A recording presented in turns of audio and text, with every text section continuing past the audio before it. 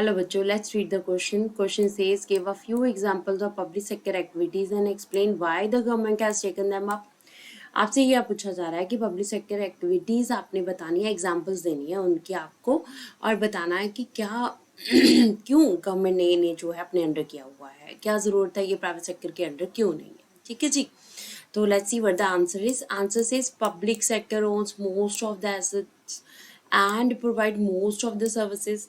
Public sector ने जो most important हमारे पास एसेट्स हैं या प्रॉपर्टी है वो सारी सर्विसेज क्या की हुई हैं, वो ओन की हुई हैं या गवर्नमेंट के अंडर है.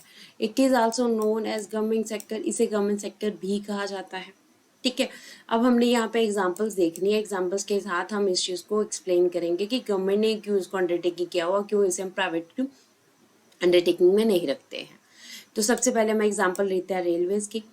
तो railways why they are important to provide rail transportation on cheap rates. ठीक है. अगर गवर्नमेंट के अंडर है तो रेलवेज में आपको क्या है, चीप रेट्स के ऊपर काफ़ी सस्ते जो है दाम के ऊपर आपको टिकट जो है वो मिल जाती है. ठीक है. सस्ते रेट के ऊपर आपको टिकट मिल जाती है. तो चीप रेट्स पे प्रोवाइड करना है. अगर यही प्राइवेट सेक्टर के अंडर होती तो जो आपके पास टिकट्स है उसका रेट काफ़ी ज़्यादा होता. ठीक है.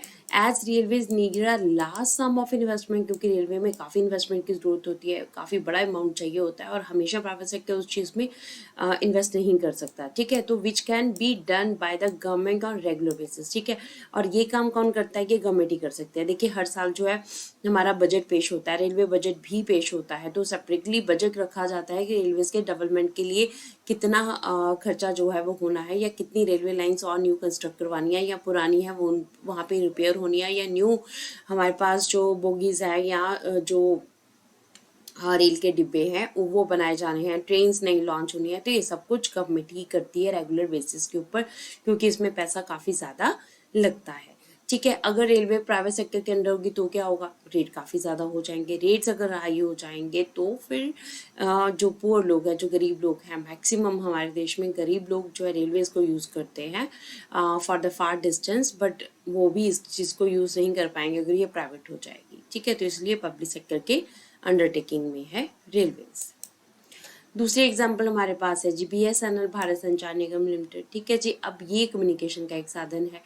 तो to provide a cheap communication facilities to the people. अब जो लोग गरीब हैं, जो पैसा इतना अफोर्ड नहीं कर सकते हैं, ठीक है, जो रिलायंस है, जियो है, इनके रिचार्ज नहीं करवा सकते हैं, काफ़ी महंगा पड़ता है इनको, वो लोग क्या करेंगे, BSNL को लेंगे. अब BSNL में क्या आपको चीप कम्युनिकेशन फैसिलिटीज़ मिल रही हैं, आपको काफ़ी लो रेट के ऊपर जो है आपके जो बिल्स हैं वो और सारी फैसिलिटीज़ प्रोवाइड की जाती हैं. तो अगर ये प्राइवेट सेक्टर के अंडर होएगा, आप खुद ही एग्जांपल देख लीजिए. अगर आप दूसरे रिचार्ज करवाते हैं तो आपकी कितना पैसा खर्च होता है, पर अगर आप BSNL का की फैसिलिटीज़ ले रहे हो, कम्युनिकेशन ले रहे हो, तो वहाँ पे आपको खर्चा कम आएगा.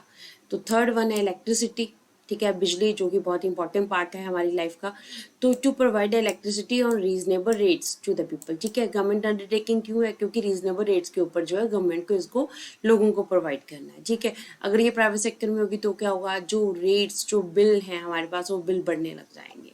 ठीक है. तो इसलिए हमारे पास वाटर डिपार्टमेंट भी आ जाएगा, इलेक्ट्रिसिटी डिपार्टमेंट भी आ जाएगा. ये सारे गवर्नमेंट अंडरटेकिंग होते हैं ताकि ये सही रेट्स के ऊपर लोगों को बेसिक फैसिलिटीज़, क्योंकि ये सारी बेसिक फैसिलिटीज़ हैं. ठीक है. इलेक्ट्रिसिटी हो गया, आपके पास कम्युनिकेशन हो गया, आपके पास रेलवेज हो गया. तो बेसिक फैसिलिटीज़ प्रोवाइड करना ये गवर्नमेंट की रिस्पॉन्सिबिलिटी है, वो भी चीप रेट्स के ऊपर.